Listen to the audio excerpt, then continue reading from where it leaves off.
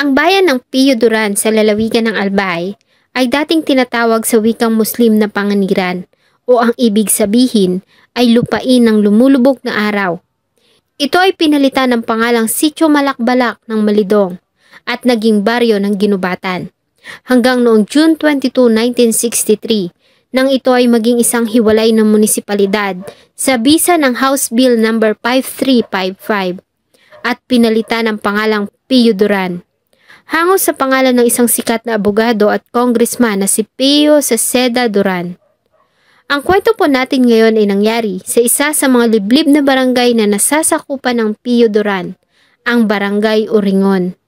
Ito ay ang naging masakit na kamatayan ng isang guro na mas piniling iligtas ang buhay ng kanyang mga estudyante kaysa iligtas ang kanyang sarili. Samahan niyo po akong balikan ang naging masakit na kamatayan ni Teacher Mylene Veras Durante. Bago ko po simulan ang ating story, sa mga bago po sa channel ko, please hit the subscribe button at pakipindot na rin po ang ating notification bell para ma-notify kayo sa mga bago nating upload na videos.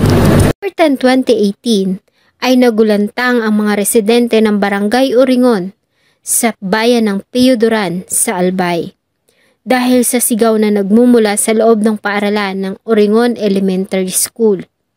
Nang tunguhin nila ang lugar ay nakita nila ang dalawang estudyante na sumisigaw ng tulong.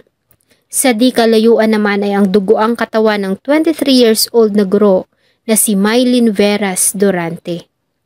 Naliligo ito sa sariling dugo sanhi ng mga tama ng saksak sa kanyang katawan. Ang mga estudyante naman ay may mga tama din ng saksak, kaya naman ay agad nila itong dinala sa pinakamalapit na paggamutan sa Pio Duran Memorial District Hospital. Nang makarating ang mga pulis sa lugar, ay dinatnan nila ang wala ng buhay na katawan ni Teacher Mylene. 30 metro ang layo nito mula sa pintuan ng principal's office. Natagpuan din nila ang 6 inches na kutsilyo na siyang hinihinalang ginamit na murder weapon. Sa ginawa nilang imbestigasyon, ay napag-alaman nila na 2 taon na nagtuturo ang guro sa nasabing paaralan. At para makatipid, ay pinayagan nito ng school administration na doon matulog sa mga araw na may pasok, sapagkat nasa 44 kilometers din ang layo ng school mula sa inuuwian nito sa Pulangi. Maliban dito ay hindi rin biro ang tinatahak na daan ni Teacher Mylene para marating ang liblib na barangay ng Uringon para makapagturo. Umuuwi lamang ito sa kanilang bahay pagkatapos ng eskwela sa araw ng Biyernes at muli namang babalik ng umaga ng Lunes. At para may makasama ay 2 grade 6 students na mga residente din ng barangay ang nag-volunteer para samahan ito doon tuwing gabi. Ayon sa 2 batang babae ay nagising sila dahil sa sigaw na at pagwawala ni Teacher Mylene noong hating gabi ng October 9, 2018. Nang magising ay nakita nila ang guro na hawak-hawak ng isang lalaki at nang subukan nila itong tulungan ay hinawakan sila nito sa buhok at inundayan din ng saksak. Subalit mabilis naman na sumaklolo si Teacher Mylene, kaya naman ay nagawa nilang makawala sa suspect. Sa takot ay tumakbo sila palabas ng principal's office at naglock sa katabi nitong silid saka nagsisigaw ng tulong. Ayon sa 2 bata ay hinabol pa sila ng lalaki, ngunit nang bigo ito na mabuksan ang pintuan ay muli nitong binalikan si Teacher Mylene. Agad po kami sa kabilang kwarto, nagtago po kami doon. Hinarang po namin yung malaki pong papag para hindi siya makakasok. Si Teacher Mylene ay nagtamo ng 21 saksak sa iba't ibang bahagi ng kanyang katawan. Hindi rin sira ang pintuan ng principal's office, kaya naman ayon sa mga investigador ay malaki ang posibilidad na nakapasok na sa loob ang suspect bago pa dumating sila Teacher Mylene. Nanatili itong nakatago at lumabas lamang nang makatulog na ang mga biktima. Antay po siguro na makatulog muna. Nung nakatulog na, doon na po gumawa ng karumal-dumal ng krimen ito na suspect. Hindi na nahirapan ang mga pulis sa pagdakip sa suspect dahil naroon din siya sa lugar ng insidente habang ginagawa ang imbestigasyon na nagkukunwaring walang alam at nakikiisyoso. Inaresto nila ang 17 years old at grade 12 student na siyang tinuturong suspect ng 2 batang nakaligtas sa krimen. Ang binatilyo ay nakatira sa tabi lamang ng paaralan at napag-alaman din nila na matagal na itong may gusto sa guro. Panggagahasa ang motibo na tiningnan ng pulisya sa nangyari dahil sa sira at bukas ang zipper ng suot na short ni Teacher Mylene nang matagpuan nila ito. Maliban dito ay nakakita din sila ng mga mantsa ng dugo sa kuko ng biktima. Ayon sa mga pulis ay marahil nanlaban si Teacher Mylene at doon na nagising ang 2 bata.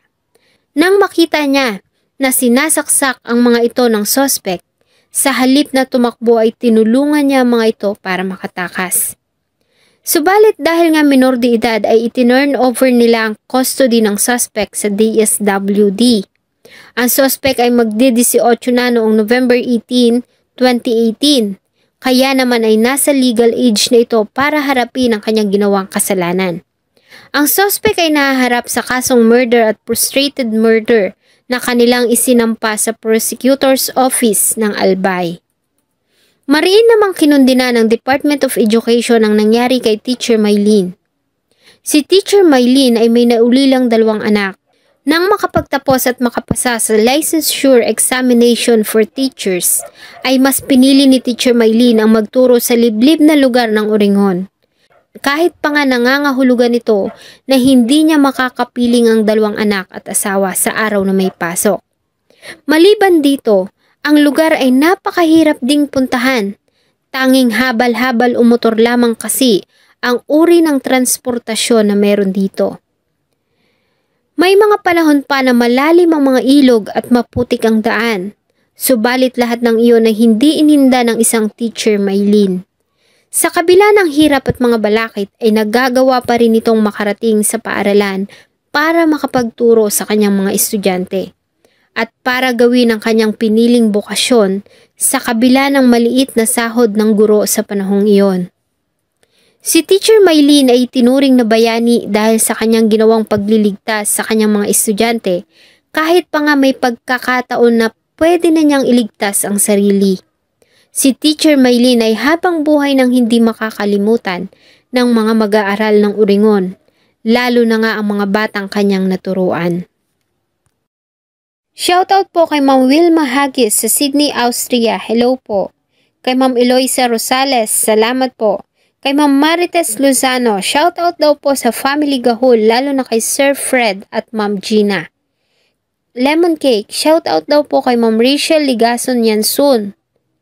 Kay Ma'am Rebecca Pabili, thank you po. Kay Ma'am Maria Princesita Aquino sa Qatar. Sa Cecil TV sa Kuwait. Ma'am Sally Estora sa Dammam, Saudi Arabia. Sir Cesar Abling sa Sipokot, Camarines Sur. Kay Ma'am Josie Wong sa London, United Kingdom. Shoutout daw po sa Wong family sa Caloocan City. At sa inyo pong lahat na patuloy na tumatangkilik ng atin pong mga videos. Maraming salamat po. Huwag niyo pong kalimutang mag-iwan ng saloobin at suggestion sa atin pong comment section. Thank you so much po and see you on my next video.